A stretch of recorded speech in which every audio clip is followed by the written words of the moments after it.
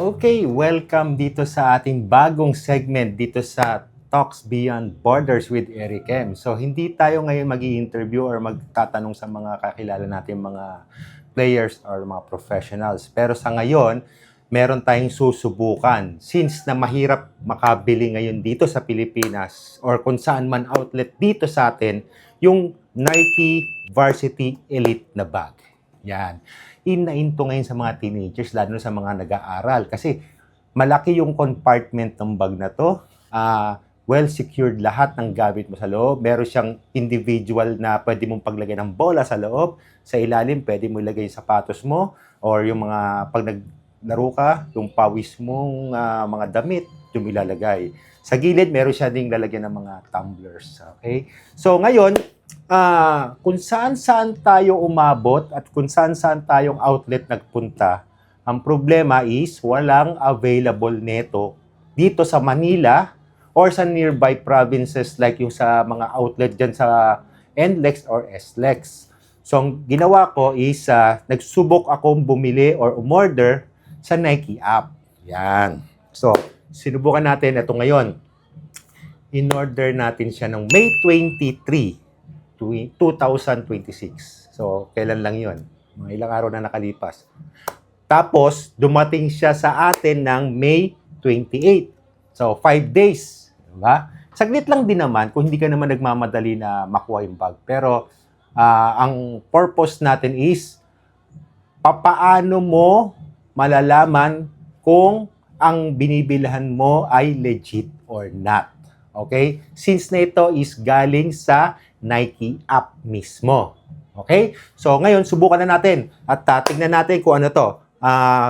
Nasaan na yung ating order? Ayan. Ito na yung order natin. Okay? Ano siya? Perfectly sealed. Ayan kitang-kita nyo. Naka-seal siya. Ayan. Ayan. Seal pa siya. Ayan. Ayan. So, kitang-kita nyo. Ayan. Ayan. Okay? Ito ay nag-origin sa Singapore. eShop World. Yon sa Singapore. So, thank you very much sa inyong good transaction. Okay? So, ano na? Subukan na natin. Gusto niyo na ba makita kung ano laman nito? Okay. Taram. Iyon. Ang ating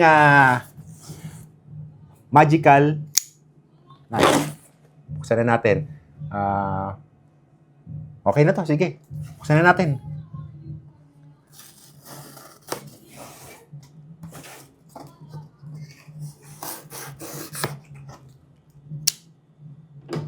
Okay. Safety first. Pagkatapos gamitin, itabi. Buksan na natin. Dahan-dahan. Ito. Yan. Nakasil pa kasi yung kahon niya mismo, yan, no? Nike. Diba? May check. May swoosh. Okay? Tap into you. Yan. Kung gusto niyo ma-download yung kanilang app, ito. Yung QR code nila. Okay? Buksan na natin. Oh, diba? Oh. Whoop. Whoop.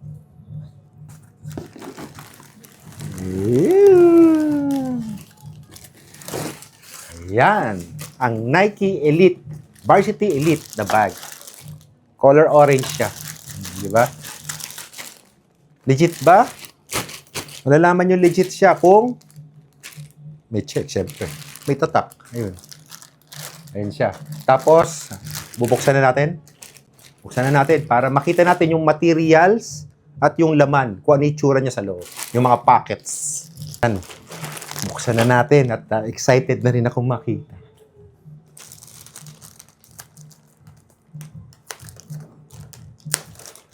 Yan. Alam mo naman ako pag nagbubukas dahan-dahan lang para hindi nasisira yung plastic. Alam mo kung bakit? Habang gamit ko to sa labas, naka-plastic. Yan.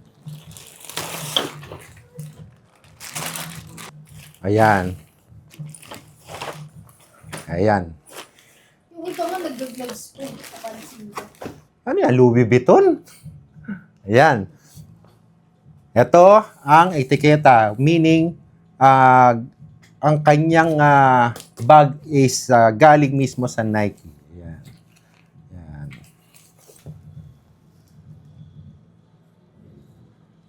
Kitang-kita, di ba? Ngayon naman, tignan natin yung bawat bulsa niya, yung laman nito. Okay? Ito, unahin natin itong nasa harap.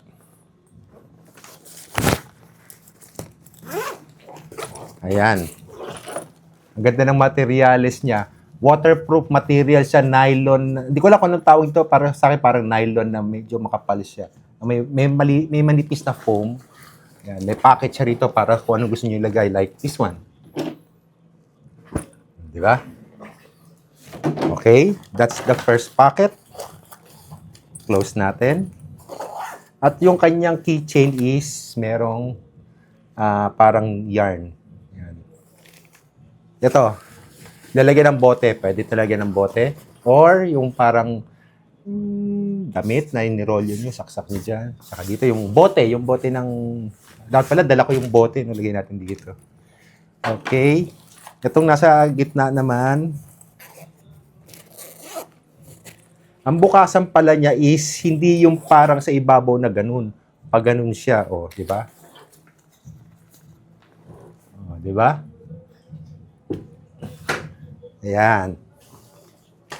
Meron siyang pocket. Pwede mo lagay dyan yung tablet or yung laptop mo. Pwede rin dyan or notebook or ano man gusto mo ilagay. Basta meron siyang pocket isa dyan. Kita? Tapos sa gitna, meron din siyang yan. Diyan mo ilalagay yung bola or yung damit mo na naka-pile up dyan. Yan. Malaki yung compartment niya. Actually, pwede mo siyang ilagay yung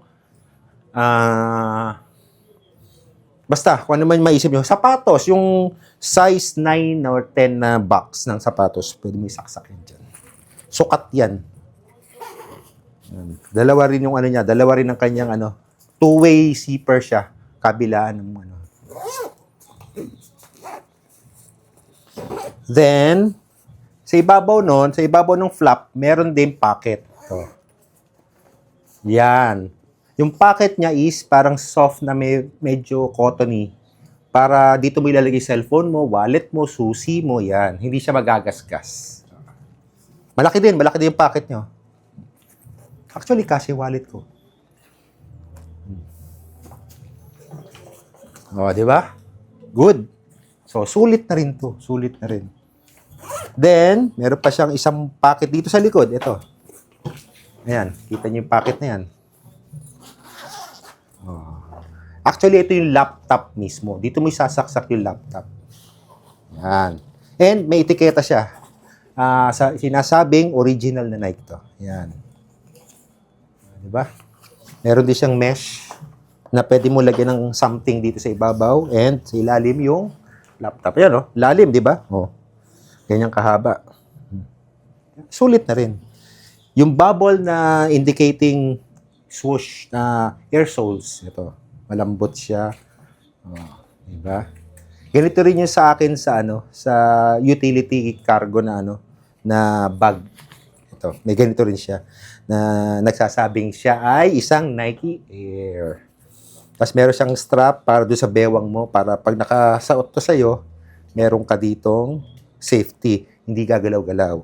Then, kung bumabiyahe ka, nagta-travel ka naman, kung may maleta ka, ito, sinasaksak to sa maleta. Yung handle niya, dito sasaksak mo ganun. Yan. Para pag hinahatak mo yung maleta mo, nandun siya. Okay? Yan ang Nike Elite. So, meron pa pala. Sa dami ng bulsa, may nakalimutan ako isang importanteng bulsa. Ano ba yan? Nasa na ba yun? Kasi nakatago, Actually, naka-conceal siya, kaya hindi ko rin napansin. Itim kasi yung zipper. Yan.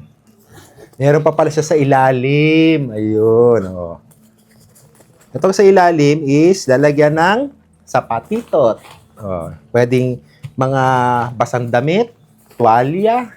Ayan. Malaki rin, Kasya kaya ako. Yan. So, ayan. Nakita na natin ang delivery ng Nike Elite o Varsity Elite na backpack. So, sulit naman ang bili natin dito for 4,295 pesos plus 250 pesos shipping and handling care of Aramex. Galing Singapore. So, imported siya. So, ano pang gagawin nyo? Kung sa inyo, mag-download na kayo ng app at bumili na. Dahil wala na dito sa Pilipinas nito. Okay? So, paano? Hanggang sa ulitin, susubukan natin ulit umorder ng iba pang item sa ibang apps like Adidas or ano pa. So, paano na? This is Eric at nagpapaalam sa inyo sa Talks Beyond Borders with Eric M. Hanggang sa ulitin. Pero bago tayo umalis, meron akong nais patiin ang aking paano na? Bye-bye!